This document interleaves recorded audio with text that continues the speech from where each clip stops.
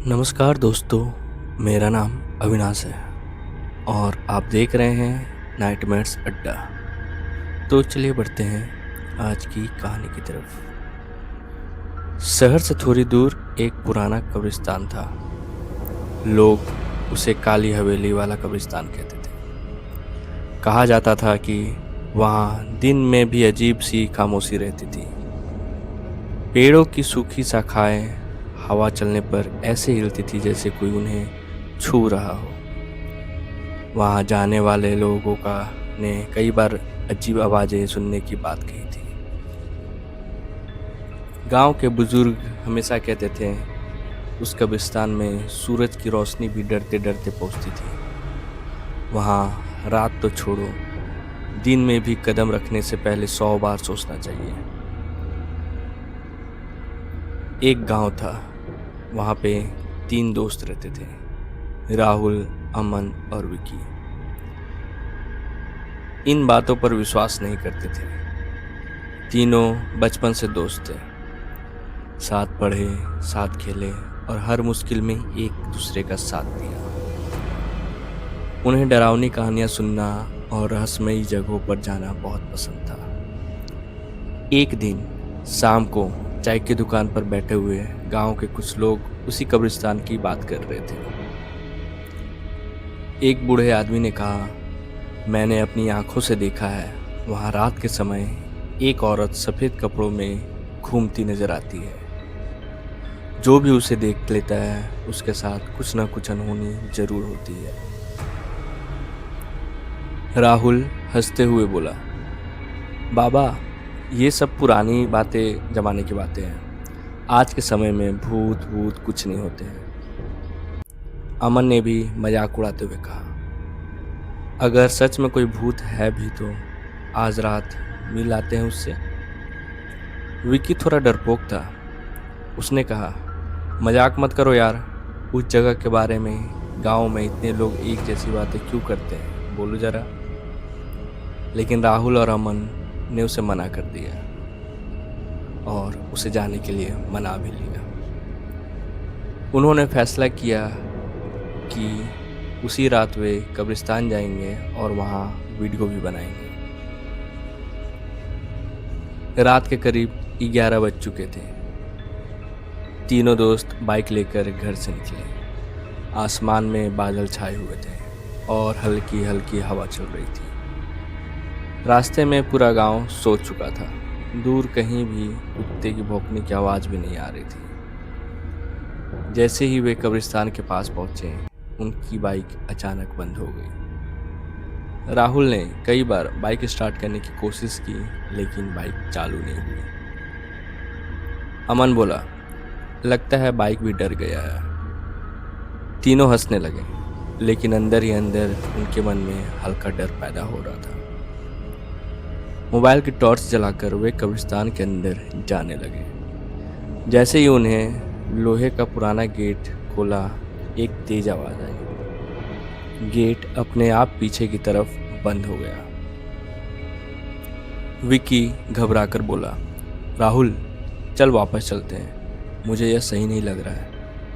राहुल ने कहा, अरे कुछ नहीं होगा, हवा से बंद हुआ होगा, चलो अंदर चलते हैं। तीनों धीरे धीरे आगे बढ़ने लगे। चारों तरफ पुरानी कब्रें थी, कुछ कब्रों पर नाम मिट चुके थे। पेड़ों की लंबी परछाइयां जमीन पर डरावनी आकृतियां बना रही थी। अचानक उन्हें किसी की चलने की आवाज़ सुनाई दी, जैसे कोई सूखे के पत्तों पर कदम रखकर चल रहा हो। तीनों रुक गए। अमन ने मोबाइल की रोशनी चारों तरफ घुमाई, लेकिन वहां कोई नहीं था। विकी कांपती आवाज में बोला, हम यहाँ अकेले नहीं हैं। थोड़ा आगे जाने पर उन्हें एक पुरानी टूटी हुई कब्र दिखाई दी। उस कब्र के पास एक पुराना पेड़ था, जिस पर लाल कपड़े का एक टूटा सूता बंधा हुआ था। राहुल के पास जाकर देखा, कब्र पर लिखा था मीरा देवी, जिसकी मौत के बाद इस कब्रिस्तान में कई रहस्यमय घटनाएं हुई। अचानक हवा तेज हो गई, पेड़ जोर जोर से हिलने लगा और तभी तीनों ने देखा कि पेड़ के पीछे एक सफेद कपड़े पहने एक औरत खड़ी थी। उस औरत के बाल चेहरे पर फैले हुए थे और उसका चेहरा भी दिखाई नहीं दे रहा था। तीनों के शरीर में डर की लहर दौड़ पड़ी। अमन चिल्लाया, भागो यहाँ से। तीनों पीछे की तरफ दौड़ने लगे, लेकिन कुछ दूर जाते ही विक्की गिर गया। राहुल और अमन उसे उठाने के लिए वापस आए। विक्की की हालत बहुत खराब हो गई थी। वह काँप रहा था और बार बार एक ही बात बोल रहा था, वो हमारे पीछे है, वो हमें जाने नहीं देगी। अचानक पीछे से किसी के हंसने की आवाज़ आई। वो आवाज़ इतनी डरावनी थी कि तीनों के पैरों तले जमीन खिसक गई। उन्होंने पीछे देखा, वही औरत धीरे धीरे उनकी तरफ बढ़ रही है। उसके पैर जमीन से कुछ ऊपर थे। तीनों पूरी ताकत से भागने लगे, लेकिन रास्ता जैसे बदल गया था। जिस रास्ते से वे आए थे, अब वहाँ ऊंची ऊंची झाड़ियाँ थीं। उन्हें समझ नहीं आ रहा था कि बाहर कैसे जाया जाए। अचानक विकी के मोबाइल की घंटी बजने लगी। स्क्रीन पर कोई अननोन नंबर था, बस लिखा था अननोन। विकी ने डरते हुए फ़ोन उठाया। दूसरी तरफ से एक धीमी आवाज़ आई, तुम तीनों यहाँ क्यों आए हो? विकी ने कांपते हुए फ़ोन काट दिया, लेकिन अगले ही पल आवाज़ उनके पीछे से आई, मैंने पूछा तुम यहाँ क्यों आए हो? विकी धीरे धीरे पीछे मुड़ा। वो औरत उसके बिल्कुल सामने खड़ी थी। राहुल और अमन ने विकी को बचाने की कोशिश की, लेकिन अचानक तेज हवा चली और तीनों अलग अलग दिशाओं में गिर गए। कुछ देर बाद राहुल को होश आया। उसने देखा कि वह अकेला था। उसने अमन और विक्की को आवाज़ लगाई, अमन, विक्की। कुछ दूर से अमन की आवाज़ आई। राहुल दौड़कर वहाँ पहुँचा। अमन घायल था, लेकिन जिंदा था। दोनों ने विक्की को ढूंढने की बहुत कोशिश की। काफ़ी देर बाद उन्हें विक्की एक पुरानी कब्र के पास मिला, लेकिन अब विक्की की मौत हो चुकी थी। उसकी आंखें खुली थी और चेहरे पर ऐसा डर था जैसे उसने मरने से पहले कुछ भयानक देख लिया हो। उसके हाथ में कागज़ था। राहुल ने कांपते हुए हाथों से वो कागज़ उठाया। उस पर लिखा था, 3 आए थे, अब 2 ही जाएंगे। दूसरे दिन सुबह होने तक राहुल और अमन किसी तरह कब्रिस्तान से बाहर निकल आए। गांव वालों ने उन्हें देखा तो तुरंत अस्पताल ले गए।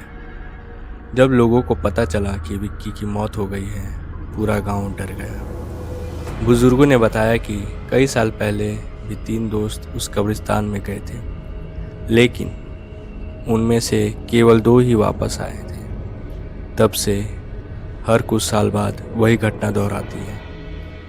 राहुल और अमन ने उस दिन के बाद कभी किसी भूत या कब्रिस्तान का मजाक नहीं उड़ाया, लेकिन सबसे डरावनी बात यह थी कि उस रात के बाद राहुल को हर रात अपने कमरे की खिड़की के बाहर एक सफ़ेद कपड़े वाली परछाई दिखाई देने लगी और एक रात उसके मोबाइल पर फिर से वही अननोन नंबर से कॉल आया। फ़ोन उठाते ही आवाज़ आई, 2 वापस आ गए थे, लेकिन हिसाब अभी बाकी है। और कमरे की लाइट बंद हो गई। राहुल की चीख पूरे गांव में गूंज उठी, लेकिन उसके बाद क्या हुआ ये आज तक कोई नहीं जान पाया, क्योंकि उस कब्रिस्तान का रास्ता आज भी बंद है और गांव के लोग कहते हैं कि वहां रात में जो जाना तो दूर की बात है, दिन में भी मत जाना। दोस्तों, आज की कहानी में इतना ही।